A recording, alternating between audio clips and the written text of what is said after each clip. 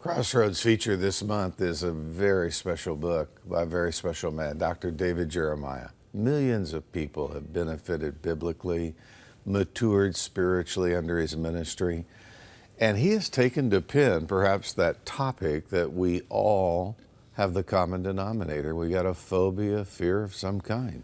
And it's funny, I don't fear any kind of turbulence in a plane, but my wife freaks at it. Yeah. But you get me on a boat, and I'm freaked out because everybody's I'll get got sick. their own. Yeah, in fact, Doesn't everybody have a fear? yeah, it's kind of fun to go at the beginning of this book.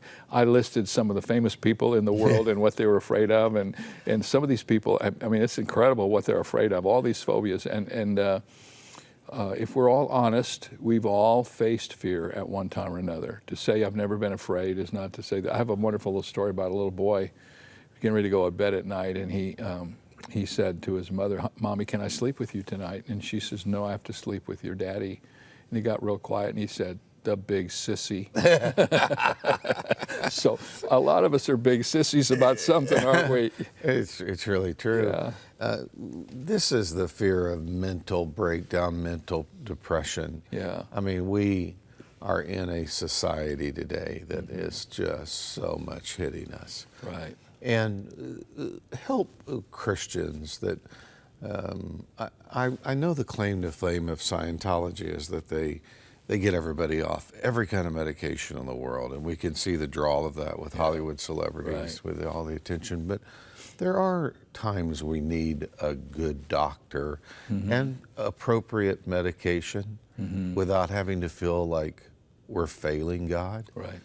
Well, I'm sitting here today, Jerry, because of a therapy procedure called stem cell transplant. If I hadn't gone through that, I wouldn't be here.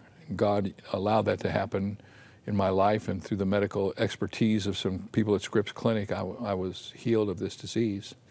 And mental breakdown or depression is no different. It's a different kind of disease, different part of the body. It has a stigma attached to it because there's so much abuse of it. And we're like so many things, because sometimes something's abused, we say it shouldn't be used. Right. And I want to free up people who are legitimately suffering from depression, have legitimate help from good doctors who have given them prescription drugs to help them go through the problems they face. Obviously, I don't want to see anybody get addicted to anything. Right. But you and I both know people who, apart from that, wouldn't be able to exist today. The system, the body system, the hormonal system that we have to deal with, when it gets out of whack, it cannot be fixed just by somebody saying, be well. And certainly prayer is important and healing is possible. But God uses means to heal as well as healing without means. And so doctors and proper pharmaceuticals are legitimate for a believer. And physically, exercise I've found is like a serotonin. It's like an endorphin. Yes, it is. I mean, and I know that you get tight. You've got to. Well, how important is that to people who I don't are know. couch potatoes? I want to ask you this question because nobody should have to answer this on television, but I'll answer it for myself.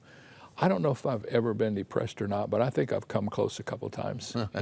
Sure. And here's the thing I've learned about depression in my own life and in talking to many other people.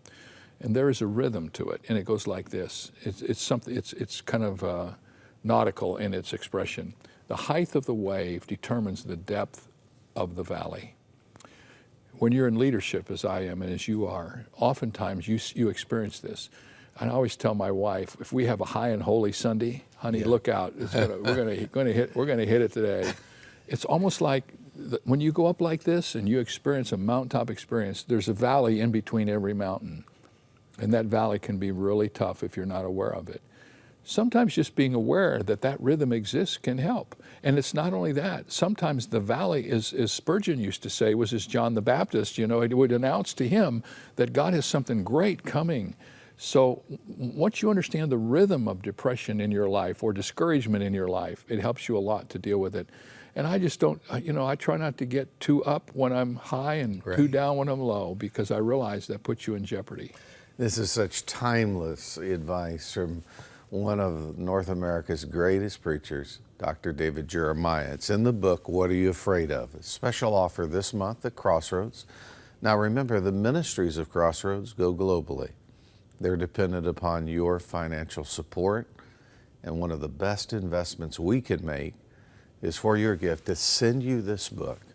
I want to recommend that you give it to 2 or 3 or 4 friends you know. Study it. Perfect Sunday school home cell to go through fear, the application.